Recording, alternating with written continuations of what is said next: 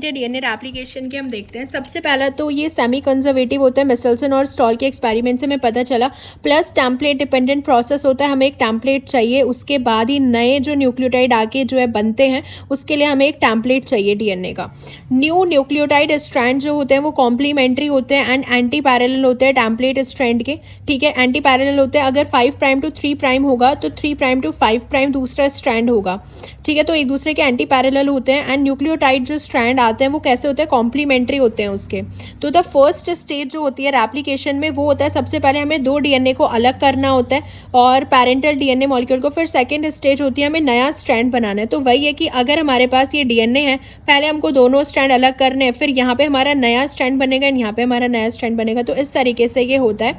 And जो भी separated parental strand होता है ना, ये एज ए टेम्पलेट स्ट्रैंड काम करता है। तो पैरेंट स्ट्रैंड जो होता है वो टेम्पलेट की तरह काम करेगा for the synthesis of new complementary strand. So strand of DNA जो एज अ गाइड की तरह यूज होता है नया जो है बनाने के लिए नया स्ट्रैंड, उसको हम बोलते हैं टेम्पलेट स्ट्रैंड, जो कि पैरेंटल स्ट्रैंड ही होता है। और देखो जो एंटी पैरेलल होते हैं, क्योंकि 3 प्राइम टू 5 प्राइम है, तो दूसरा स्ट्रैंड जो है 5 प्राइम टू 3 प्राइम होगा।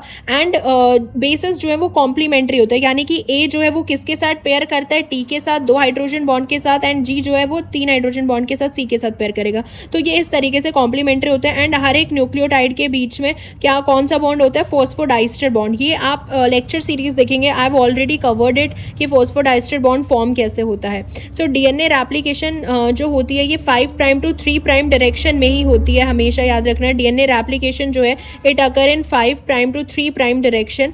न्यूक्लियोटाइड्स जो होते हैं वो प्रिकर्सर है, नए नए न्यूक्लियोटाइड आएंगे। न्यूक्लियोटाइड मतलब वही शुगर बेस एंड फॉस्फेट के मिलके बने हुए होते हैं। So they are the precursor DNA के लिए। वो डीएनटीपीज आते हैं, डीएनए में डीएनटीपीज होंगे, क्योंकि शुगर कैसा होता है, डीऑक्सी शुगर होता है। सो इसलिए डीएनटीपीज आते हैं एंड वो फिर नया स्ट्रैंड जो है वो बनता है। सो द प्रिकर्सर जो होता है डीएनए सिंथेसिस के लिए, वो हमारे पास क्या होता है, डीएनटीपीज डीऑक्सी राइबो न्यूक्लियोसाइड ट्राइफॉस्फेट्स होते हैं। ठीक है, वो आते हैं, फिर वो जो है फॉस्फोडाइस्टर बॉन्ड बनाते हैं।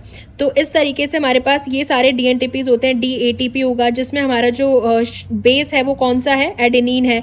डीजीटीपी होगा, डीसीटीपी, डीटीटीपी होगा जिसमें हमारे बेस थाइमीन है, बेस साइटोसिन, बेस ग्वानिन। तो इस तरीके से हमारे ये जो डीएनटीपीज आते हैं ये आते रहते हैं। हमारा जो डीएनए है उसका रेप्लिकेशन होता है, नया स्ट्रैंड बनता है। तो डीएनटीपीज क्या होते हैं, दे आर द प्रिकर्सर जो कि डीएनए सिंथेसिस में यूज होते हैं। तो ये तो एक कॉन्सेप्ट हो गया डीएनए रेप्लिकेशन का। ठीक है, ऑलरेडी कवर कर चुकी हूँ बट फिर भी आपको एक ओवरव्यू मैं बता ही देती हूँ। तो ये हमारा एक पूरा एक डीएनटीपी हो गया। ठीक है, जिसके अंदर बेस है, शुगर है एंड ये 3 फॉस्फेट है, alpha beta and gamma phosphate. और ये हमारा एक जो है डीएनए का स्ट्रैंड जो है वो बनने लग रहा है। तो यानी कि एक जो हमारा ये हमारा दूसरा न्यूक्लियोटाइड है। तो एक न्यूक्लियोटाइड, जब ये नया न्यूक्लियोटाइड आता है ना, ये मान लो ये जो है नया न्यूक्लियोटाइड आ रहा है। ठीक है, तो जब ये नया न्यूक्लियोटाइड आता है तो पहले वाले न्यूक्लियोटाइड का जो 3rd प्राइम पे OH लगा हुआ होता है ना, इसका जो ऑक्सीजन होता है ये इस पे अटैक करता है अल्फा फॉस्फेट पे। एंड यहाँ से जो है ये वाला बॉन्ड ब्रेक हो जाता है, अल्फा और बीटा फॉस्फेट के बीच वाला बॉन्ड ब्रेक हो जाएगा। एंड ये बीटा और गामा फॉस्फेट जो होते हैं एज अ पायरोफॉस्फेट रिलीज हो जाएंगे। एंड फिर इसके बीच में 3 प्राइम ओ के बीच में एंड जो दूसरे न्यूक्लियोटाइड का 5 प्राइम फॉस्फेट होता है, इनके बीच में जो बॉन्ड फॉर्म होता है वो होता है फॉस्फोडाइस्टर बॉन्ड। सो यही देखा ना कि अपॉन द पॉलीमराइजेशन जो हाई एनर्जी बॉन्ड होता है ना, अल्फा और बीटा फॉस्फेट के बीच में ये वाला ब्रेक हो जाता है।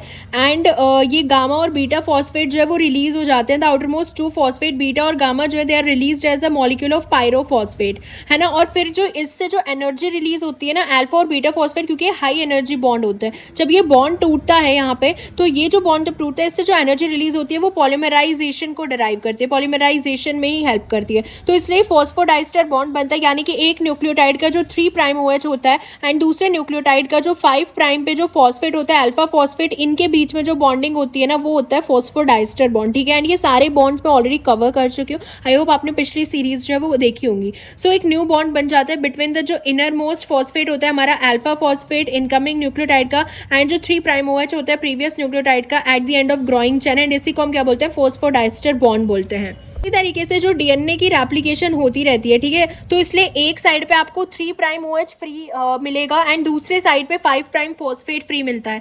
ऐसे इसके ऑपोजिट जो स्ट्रैंड होता है, जो एंटी पैरेलल जा रहा है, उसका एक जो साइड होगा वहाँ पे 3 प्राइम फॉस्फेट फ्री होता है एंड दूसरे पे 3 प्राइम OH फ्री होते हैं, सॉरी, एंड दूसरे पे 5 प्राइम फॉस्फेट फ्री होता है। तो इसलिए 3 प्राइम टू 5 प्राइम हम इसलिए बोल रहे हैं क्योंकि वहाँ पे 3 प्राइम OH जो है वो फ्री है और यहाँ पे 5 प्राइम फॉस्फेट फ्री है। तो ये दोनों स्ट्रैंड एक दूसरे के एंटी पैरेलल होते हैं। वो ऑलरेडी कवर्ड इट। देखो, अब जो हम रेप्लिकेशन पढ़ेंगे, डीएनए की जो हम रेप्लिकेशन पढ़ते हैं ना, ये हम अलग अलग पढ़ते हैं, ठीक है। ये प्रोकैरियोट्स के अंदर भी होती है रेप्लिकेशन। जो मेन प्रोसेस होता है ना वो तो सेम है, प्रोकैरियोट्स के अंदर भी रेप्लिकेशन होती है एंड यूकैरियोट्स के अंदर भी क्या होती है, रेप्लिकेशन होती है, ठीक है। सो डीएनए की रेप्लिकेशन जो है वो हम प्रोकैरियोट्स में भी पढ़ते हैं एंड यूकैरियोट्स में भी पढ़ते हैं। तो यहाँ पे हम जो स्टार्ट कर रहे हैं वो हम प्रोकैरियोट से स्टार्ट कर रहे हैं। पहले हम प्रोकैरियोट या बैक्टीरिया के अंदर जो डीएनए है उसका रेप्लिकेशन देखेंगे, देन हम यूकैरियोट्स पे आएंगे एंड साथ साथ जो डिफरेंसेस होंगे वो भी हम एक साथ कवर कर लेंगे, ठीक है। So let's start with the replication process. Okay, so DNA की जो सिंथेसिस होती है वो बिगिन होती है प्राइमर्स से। हमें प्राइमर्स की बहुत ज़्यादा ज़रूरत होती है।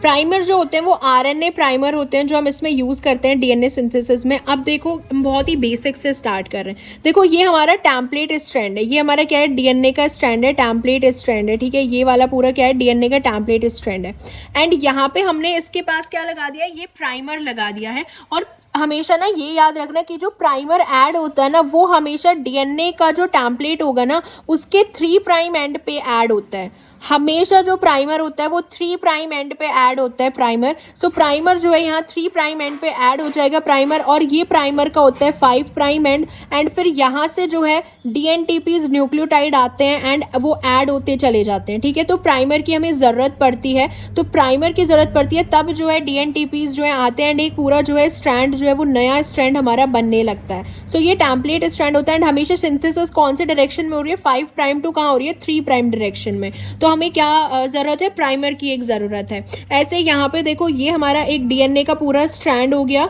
ठीक है। 5 प्राइम टू 3 प्राइम एक स्ट्रैंड हो गया। प्राइमर हमेशा कहाँ लगेगा, 3 प्राइम वाले एंड पे प्राइमर लगा दिया है। और प्राइमर का ये वाला एंड कौन सा होगा, 5 प्राइम होगा क्योंकि एंटी पैरेलल होता है एंड ये 3 प्राइम होगा प्राइमर। सो प्राइमर हमें एक 3 प्राइम OH प्रोवाइड करता है जो कि अपकमिंग न्यूक्लियोटाइड पे अटैक करेगा 3 प्राइम OH, उसके 5 प्राइम फॉस्फेट के साथ फोस्फोडाइस्टर बॉन्ड बनाता है एंड फिर इस तरीके से हमारे न्यूक्लियोटाइड आते हैं एंड ऐड होते चले जाते हैं। डीएनए जो है वो एलोंगेट हो जाता है, यानी कि एक डीएनए से हम क्या बना रहे हैं, उसका रेप्लिकेशन कर रहे हैं। पहले हमने स्ट्रैंड सेपरेट कर दिए दोनों, फिर हमने प्राइमर लगाया एंड अब हम डीएनटीपी से जो है वो एलोंगेट कर रहे हैं, ठीक है। सो प्राइमर रिमूवल और गैप फिलिंग भी एक, उसके बाद जो ये प्राइमर होते हैं ना ये रिमूव भी होते हैं एंड फिर ये गैप जो बीच में क्रिएट हो जाता है ये फिल भी होता है। अब हम इसको देखेंगे डिटेल में। आप बस इतना याद रखो कि जब हम सबसे पहले डीएनए के स्ट्रैंड को सेपरेट करते हैं एंड प्राइमर अटैच्ड होता है, प्राइमर जो होता है ये आरएनए प्राइमर होता है। सो आरएनए प्राइमर के बारे में थोड़ा सा जान लेते हैं। ये एक शॉर्ट सेगमेंट होता है सिंगल स्ट्रैंडेड आरएनए का, जिसको हम यूज करते हैं as a binding site for DNA polymerase to initiate DNA replication. अब जो एंजाइम यहाँ पे यूज होता है ना, जो ये पूरा रेप्लिकेशन का प्रोसेस कराता है, वो होता है हमारा DNA polymerase enzyme. So DNA polymerase जो एंजाइम होता है ना उसको जरूरत होती है प्राइमर की, क्योंकि वो प्राइमर उसको 3 प्राइम OH देगा। इस डीएनए पॉलीमरेज को जब 3 प्राइम OH मिलेगा तभी ये जो है डीएनए रेप्लिकेशन स्टार्ट करता है। सो डीएनए पॉलीमरेज को क्या चाहिए, प्राइमर चाहिए। प्राइमर क्या दे रहा है, प्राइमर 3 प्राइम OH दे रहा है डीएनए पॉलीमरेज एंजाइम को। सो डीएनए पॉलीमरेज तभी ऐड करेगा न्यूक्लियोटाइड को जब टू एन एग्जिस्टिंग चेन, जब उसको क्या मिलेगा, एक प्राइमर मिलेगा, ठीक है। सो ये डीएनए पॉलीमरेज हो गया। डीएनए पॉलीमरेज क्या है, एक एंजाइम है जो रेप्लिकेशन, डीएनए रेप्लिकेशन करा रहा है, ठीक है।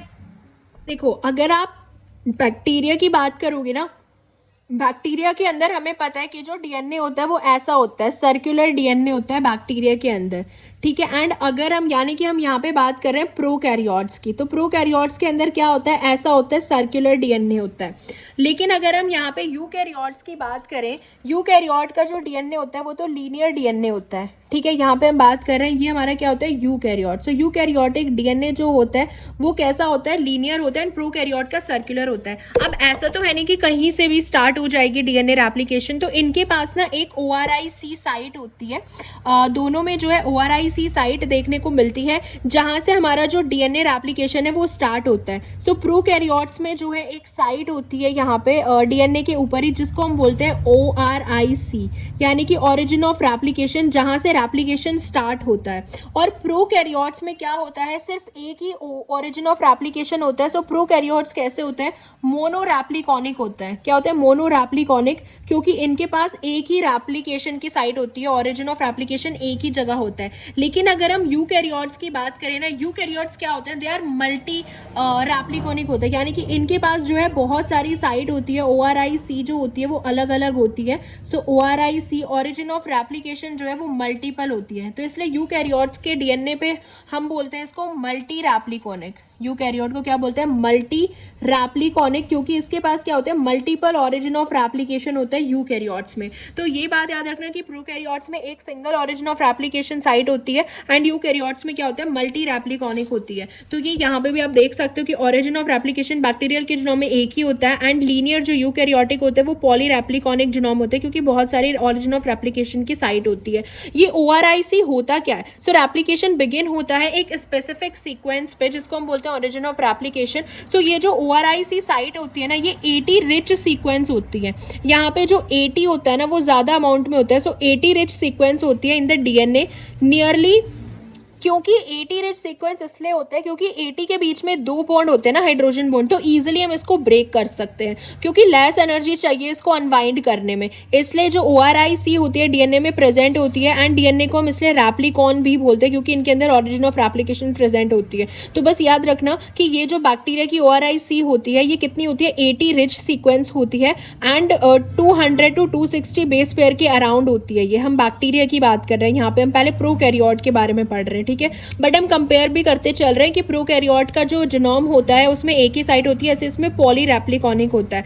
उसके बाद यहाँ पे क्या होता है ना, यहाँ पे जो ORIC होती है ये जो साइट होती है ऐसे ओपन हो जाती है एंड यहाँ पे हमारे पास ये एक रैप्लिकेशन फॉक जैसा स्ट्रक्चर बन जाता है। जब ORIC ओपन होगी, ये जो DNA यहाँ से ओपन होगा तो ये ऐसे 2 रैप्लिकेशन फॉक बनते हैं, एक इस डायरेक्शन में रैप्लिकेशन फॉक एंड एक डायरेक्शन इसकी इस साइड होती है। तो ये इस साइड जाता है ओपन होता हुआ, फिर ये इस साइड ओपन होता हुआ जाता है, तो 2 रैप्लिकेशन फॉक बन जाता है। जब यहाँ पे ये वाली साइट ORI साइट जब ये ओपन हो जाएगी, तो ऐसे ही अगर हम पॉली रैप्लिकॉनिक में देखें, इसमें भी ऐसे ही जो मल्टी रैप्लिकॉनिक साइट होती है यूकैरियोट्स में, तो ये यहाँ पे क्या हो जाती है, ओपन हो जाती है। इनके अंदर भी क्या होता है, एक रैप्लिकेशन फॉक इस डायरेक्शन में जाएगा खुलता हुआ एंड एक रैप्लिकेशन फॉक इस डायरेक्शन में जाएगा, फिर एक इस डायरेक्शन में जाएगा, एक इस डायरेक्शन में जाएगा, इस तरीके से होता है। यूकैरियोट्स में हम इसको रैप्लिकेशन बबल भी बोलते हैं, रैप्लिकेशन बबल और आई। तो अगर हम ये होता है, ये क्या होता है, रैप्लिकेशन बबल होता है।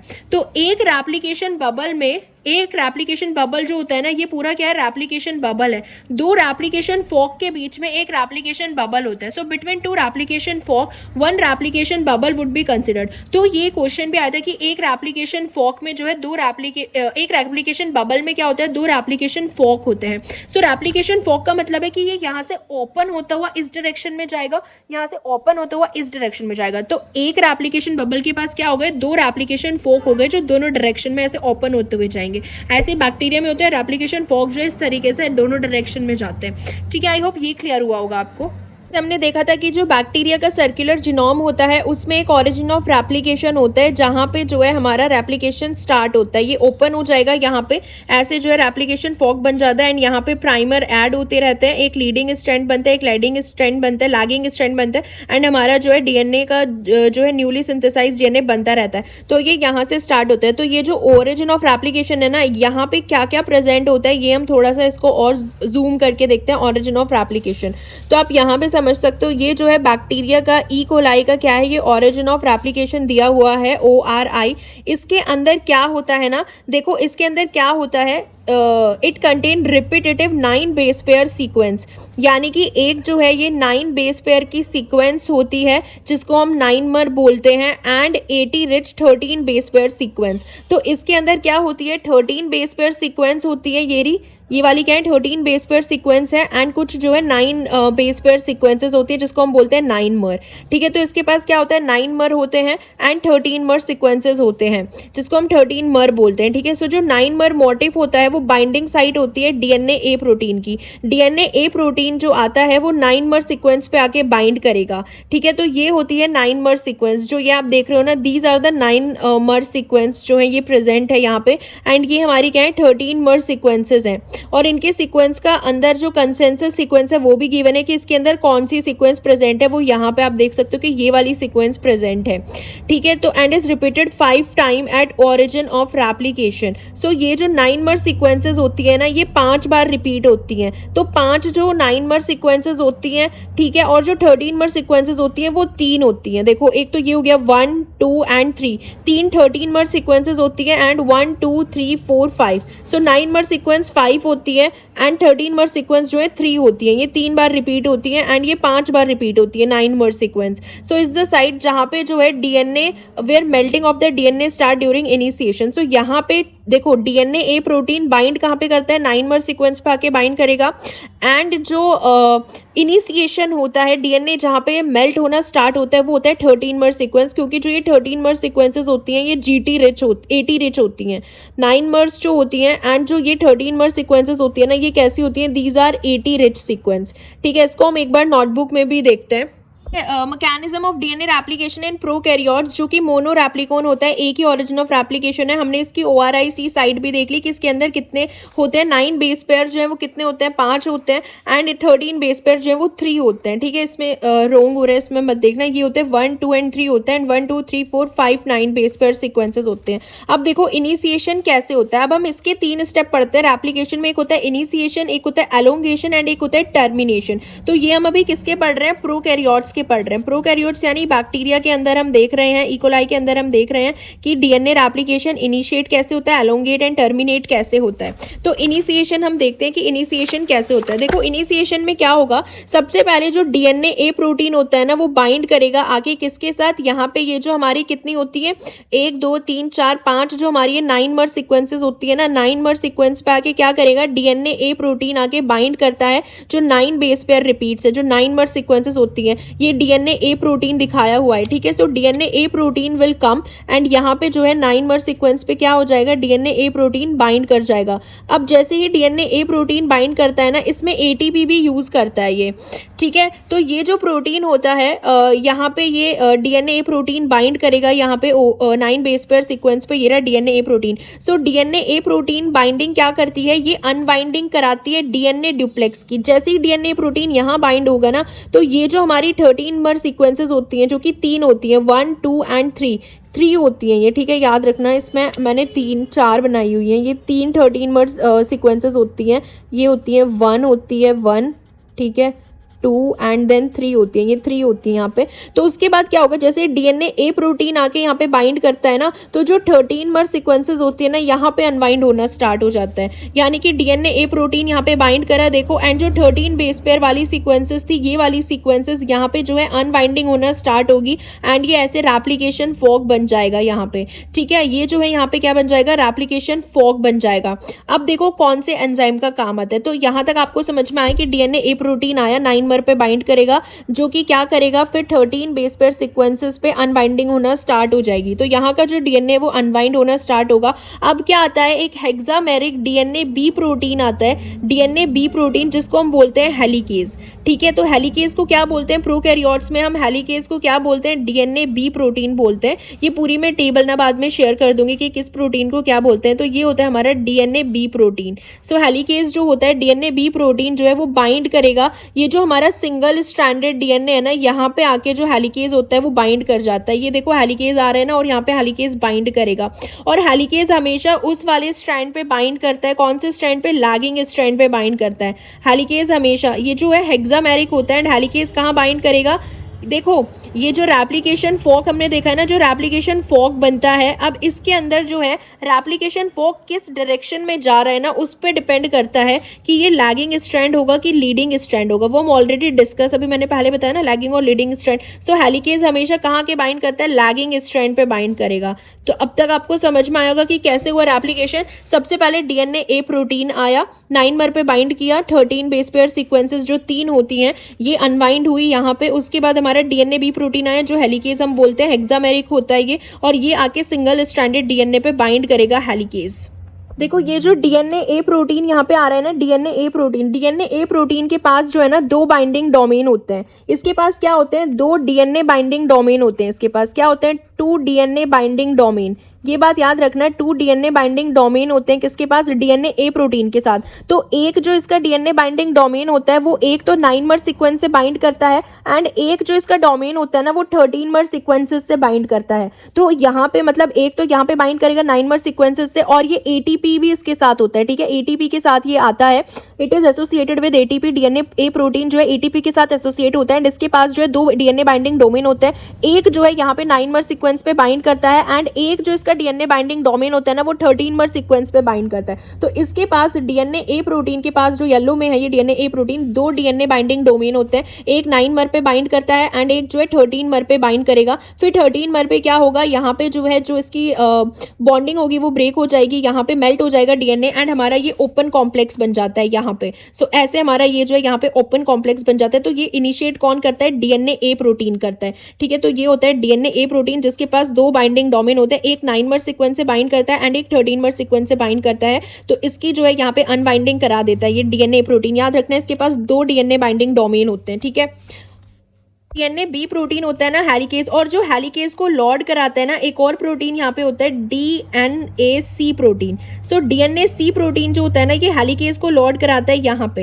हेलिकेज जो है वो लैगिंग स्ट्रैंड पे बाइंड करेगा जो 5 प्राइम टू 3 प्राइम डायरेक्शन में जाएगा। यहाँ से भी ये कहाँ से जाएगा, 5 प्राइम टू 3 प्राइम डायरेक्शन में यहाँ से जाएगा, ठीक है। तो ये हमने रेप्लिकेशन फॉर्क ऑलरेडी डिस्कस किया था कैसे लैगिंग और सो हेलिकेज हमेशा जो है याद रखना ये कहाँ पे बाइंड होता है, लैगिंग स्ट्रैंड पे बाइंड होता है हेलिकेज। और हेलिकेज को हम क्या बोलते हैं, डीएनए बी बोलते हैं। डीएनए बी क्या बोलते हैं, हेलिकेज को। एंड डीएनए सी एक प्रोटीन होता है जो हेलिकेज को लैगिंग स्ट्रैंड पे लोड कराने में हेल्प करता है। सो देखो 3 प्रोटीन हमने पढ़े हैं। डीएनए ए प्रोटीन 2 बाइंडिंग डोमेन होते हैं, 9 पे बाइंड करेगा एंड 13 पे अनबाइंडिंग करा देगा। डीएनए ए प्रोटीन जो एटीपी के साथ एसोसिएटेड रहता है, ठीक है। उसके बाद हेलिकेज को हम डीएनए बी प्रोटीन बोलते हैं, और एक डीएनए सी प्रोटीन होता है जो हेलिकेज को लेके आता है और यहाँ पे बाइंड करा देता है लैगिंग स्ट्रैंड पे हेलिकेज को, जो कि हेक्सामेरिक प्रोटीन होता है डीएनए बी प्रोटीन, ठीक है। आई होप यहाँ तक क्लियर हुआ होगा। देखो ये रहा, जैसे ही डीएनए ए प्रोटीन आया 9 पे बाइंड होगा एंड यहाँ की अनबाइंडिंग हो जाएंगी 13 की। जैसे ही 13 की अनबाइंडिंग हुई डीएनए बी और डीएनए सी का कॉम्प्लेक्स आता है। डीएनए सी क्या करता है, डीएनए बी को लोड करा देता है हेलिकेज को लैगिंग स्ट्रैंड पे। डीएनए सी का काम होता है हेलिकेज को लोड कराना,